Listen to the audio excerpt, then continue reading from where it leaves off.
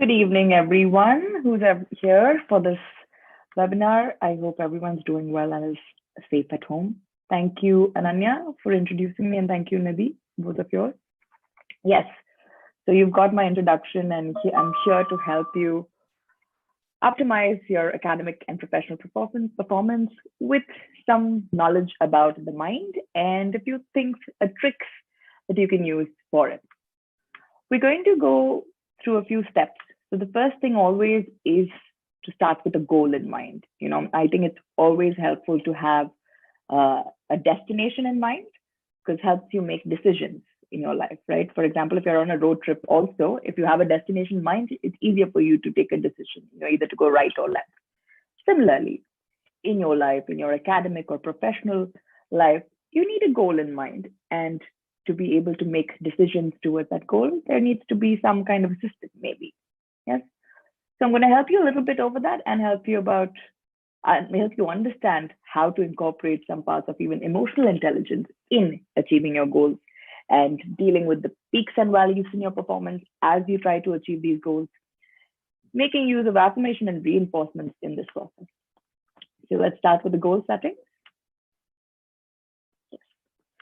First and foremost, when you start with goal settings, do get a notebook or a board. I would prefer it to be a board which is normally in front of you, and list your goals there. Yes, it's important to write down these goals in paper or in words in front of you, visibly in front of you, because when you write down these goals, you're also getting more clarity about what you need to do. You're getting clarity about the things that you need to act on. Also, subconsciously, also now you're aware that this is something I need to work on. Yes, so get in that notebook or a board and put it out there, because most of us just keep it in our minds and be like, oh, this is my goal and now this is what I need to do. But that's all a tangled up, thought process in your mind, and it has no clarity. Writing it down gives you more clarity. Now, when you list your goals, we tend to be very vague in listing these goals, and that's not very helpful. So that also can be done in a very efficient way, and that's what we call as SMART goals. So SMART stands for specific, measurable, attainable, relevant, and time bound. Now, when you say specific, so for example, when we're taking into consideration about education, academics, right? So I need to get a certain percentage in, for example, 80% in geography or 80% in my economics paper, honors paper, and this is my priorities, right? To put that down. I need to be able to finish this assignment, write the name of the assignment, right? Measurable. Now, measurable, as I said, 90%, 80% I'm putting it. Even the assignment, I need to do it as much as possible, like get 10 out of 10. Keep a unit in mind as you write that goal. Attainable. Now, if I am working on one project right now, it's not possible for me to do 10 projects all together, right? So attainable also means be more realistic towards your goal. Yes, so be realistic when you write down that goal. Relevant to what you're facing right now. Yes, future goals are important. You need to write them down. But when you're writing down goals for your present right now, write down goals that are immediate first, and then the future goals. Future goals, of course, is there. Relevance now, when you're talking about academic goals, of course, I would write down a lot of other goals with me that, for example, if I have an exam in 10 days and I'm writing, I want to go travel, right? That's important. But my urgency is right now that I need to look into this. And this is why I'm making this goal setting, how to attain this particular goal first. Time bound. This is very important. The reason it's important is because it helps you to decide your course of action. If you've written down that I need to finish this assignment in the next 2 weeks, your mind knows now that I need to start working now. That within these 2 weeks, what all I need to do. But if I tell myself, no, I need to finish the assignment Sunday. Now your mind has got this message, okay, someday, still got time for it. I can do it whenever. There is no urgency made there. We need to give that sense of urgency to our mind by giving a time bound to each goal. And when you look at all the goals and then you see that, okay, the first goal, for example, assignment in 2 weeks, exam in a month, a big thesis in a year. Now, which is the urgent one here? You'll understand by that time bound that the first thing I need to look at is the assignment, right? So write down at the time bound. Now here, again, do not forget to list your personal goals also in here, because as humans, Each aspect of us is important, of course, and it's important to write down, okay, I want to be able to make time for dance, or I want to be able to make time for my, some people are into arts and other things, right? Whatever, recreation. That's something I want also along with this, or even fitness or exercise or health, whatever. Write that down too. Now, there are a few ways of prioritizing. This is very, very important. Of course, when you write down the goals, I'm sorry, the last slide, yes. When you write down the goals, you need to be able to prioritize. Now, this can be done first with the list, and then at a daily basis also, it helps you to use this method. That is, do now, do by the end of the day, do tomorrow, do within this week, do within this month, or do within this year. Now, when you sit do your work or study in the day, look at your list and see, make a list of do now, do by the end of the day. This is breaking down your goal into smaller tasks. Do tomorrow, do within this week, or do within this month.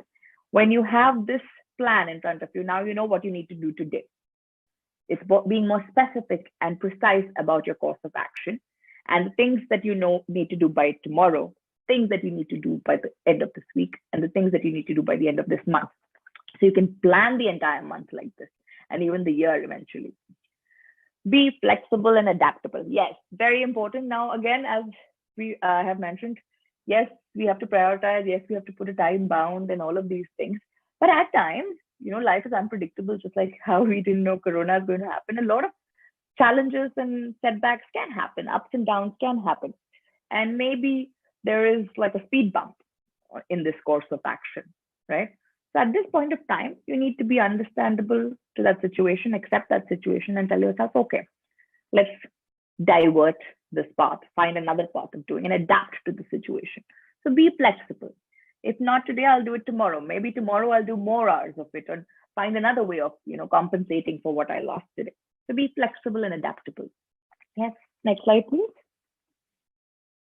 Time management. Now, in here, I've just broken down the hours of the day for you so that it's easier for you to understand. Now, after sleep, we all have 17 hours a day, yes, because a lot of people say, I don't have time for a lot of things. So this is a small breakup I've done. 17 hours a day. Now, use these hours appropriately and efficiently, keeping yourself and your personality in mind. This is very important.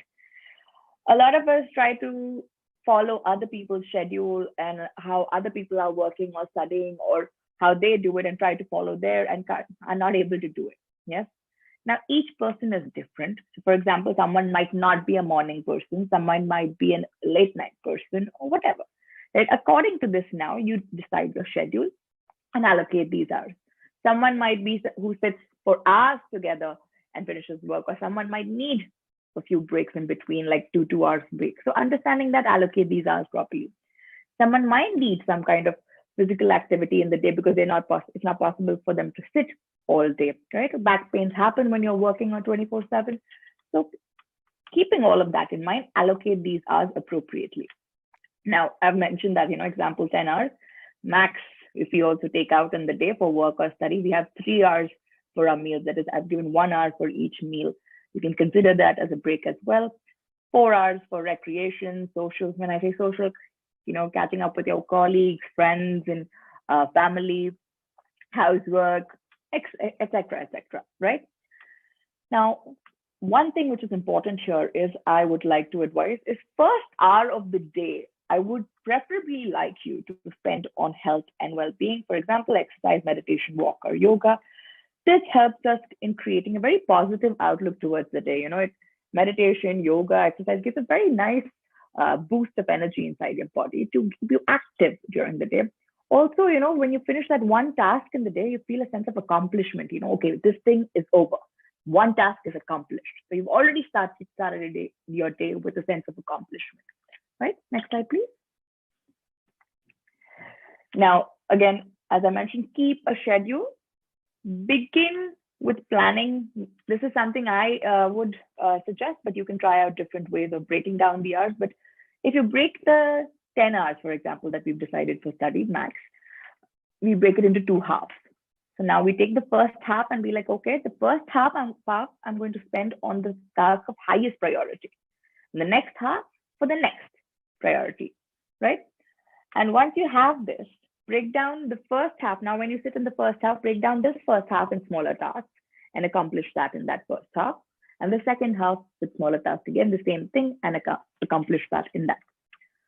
Do not forget to take your breaks. Now, your mind needs time to rejuvenate and refill its glucose level. Yes, your brain also has glucose levels. And when you do mental work, a lot of it is utilized. So give your brain that break for it to rejuvenate and, have that refill of glucose in your mind. So even 5 minutes break, 10 minutes tea break is good enough. Reward yourself at the end of the day. This I find is very essential and something we all forget to do.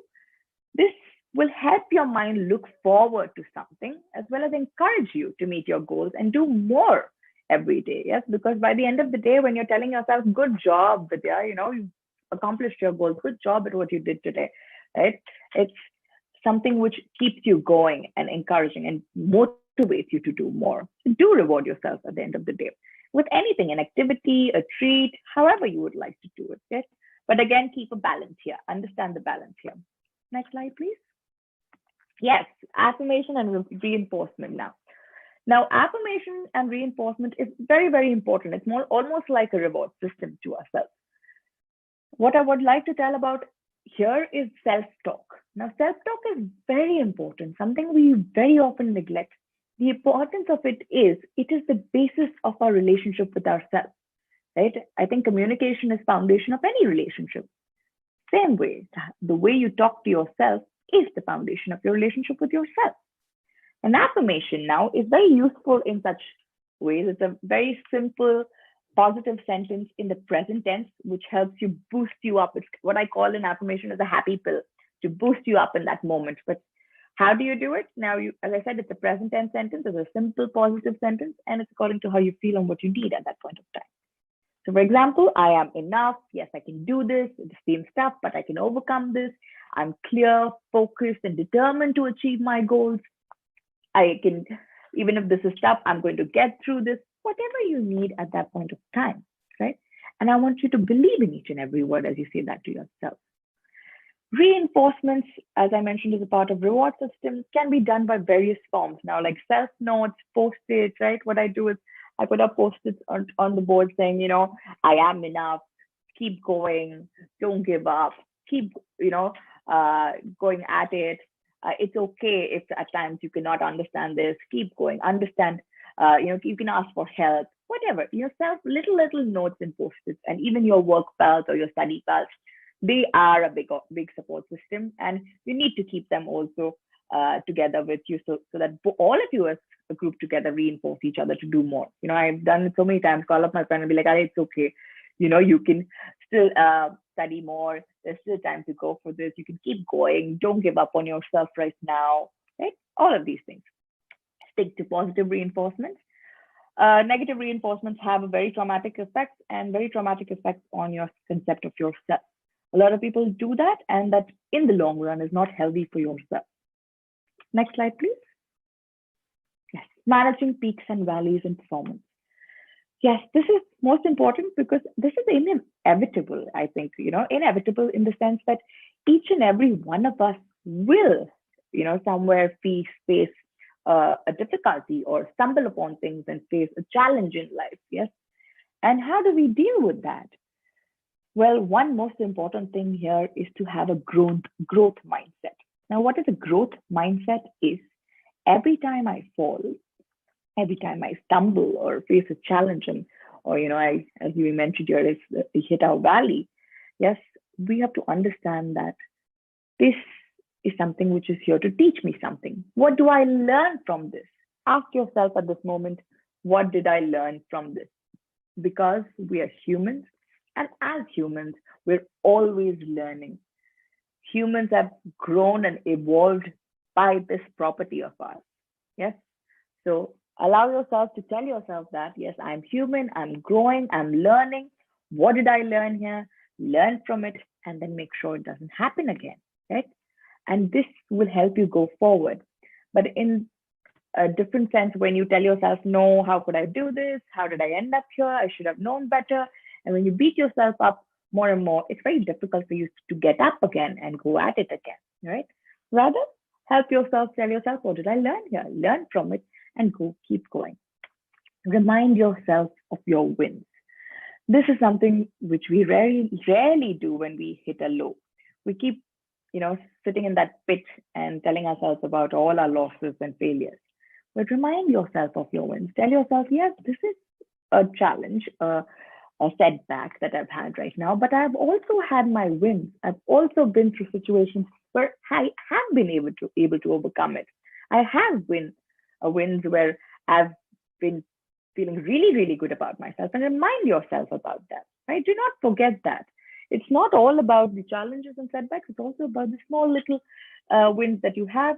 Those, appreciate those. It's okay to take a diversion. Yes. Now, this, I think I mentioned earlier also. Yes, if you have a setback, sometimes you feel like, oh, I thought this is the only way of doing it. Now I don't know what to do. Understand that it's okay to take a diversion, and this might not be the only path. That is, there is no one path to the goal. There are multiple paths to your goal. Try to find another path, right? Lots of us get stuck at that roadblock and be like, now what do I do? I don't know what to do. Understand that it's okay to take a diversion. It's okay to find another path, as long as you have your goal in mind. Yes. And setbacks do not mean you are a failure. Yes, it does not mean you're a failure. It only means that you need to do something different right now. You need to change something right now so that you can keep going and achieve the goal that you have in mind. Yes, next slide, please. Yes. I'm sorry you missed a slide. There's one about emotional intelligence.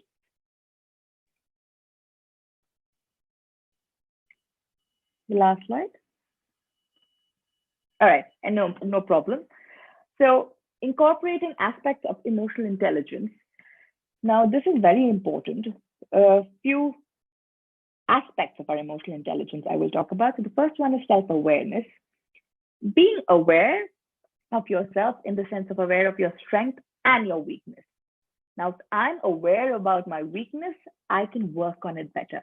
For example, if I'm not good at math, and this is what is stopping me from growing in a certain project or in certain educational course that I'm doing, I need to understand that this is something I need to work on more. Being aware of this, rather than telling yourself you're no good or you can never go ahead. No, understand this is what's stopping me. Or a certain habit, even. For example, me not getting up early in the day and spending all day sleeping, or all day on my phone, or all day on my laptop, and that's taking up my hours and not allowing me to work on my goals that I want to. And I've been waiting to do that. If that's a habit and a root part of your day, and you understand that's taking up major part of you, this awareness is important, of course. So ask yourself what's stopping you to reach your goal. You will understand a few things that, okay, might be some justifications like, oh, I don't have the time to. I just broke down the hours of the day for you. Ask yourself if you have the hours to or not. If you say no, ask yourself if you don't have even 1 hour in your day for yourself. So ask yourself, what is it that's blocking you from achieving your goal? Be aware of it. Once you've understood that, change your behavior. Change that. Of course, it's not going to happen in one day, but try to regulate it step by step. So that's the action bit. That's the only way change happens. Take action. Be in charge of yourself and take action, and keep, doing various ways of changing that behavior possible. So, for example, if I can't get up in the morning, I'll try to sleep early now to see if I can get up early in the morning, and not way early, but an hour earlier than I used to normally get up. Start with that first. Then, if that's possible, then start it. You can go more ahead. So start with the step-by-step process. Next thing is empathy, trust, and motivation. Understanding your weakness, understanding where you must need more help, or there's something that you need to work on. Be more empathetic towards yourself. If you've had a setback, be more kinder to yourself and be like, it's okay. I understand that this is something now I need to work on because I'm not giving up on my goal. That will keep you motivated. Remind yourself of who you are doing this. This is for you that you're doing it, achieving this goal, and keep yourself motivated towards that, right? Remind yourself of that goal. And this is why I need to work on myself and be more kinder and trust myself that I'll get there. And the last step, and one of the most important steps of all of this, is relationships. Now, all of this can be attained by ourselves, of course, but relationships again is important because if we are aware about ourselves, our own emotions, thoughts, and behaviors, and how we take care of ourselves, I think we can be aware of our relationships outside of us as well. And when we are, sometimes a lot of people tell me, I have toxic individuals around me. I have a lot of people who bring me down. But if I have awareness about myself and understand how thoughts, emotions, and behaviors work, I would be more understanding towards my people outside and may not be affected by it. And your relationships might not harbor your growth, and maybe some of them would bring more growth to you, right? So understanding that. These are a few aspects that you need to incorporate into your emotional intelligence. I mean, growing that emotional intelligence. And last and not the least, what I believe is, nothing is impossible if you really be yourself and believe in yourself and keep going at it and not give up on yourself. Yes. Thank you. And I wish all the students and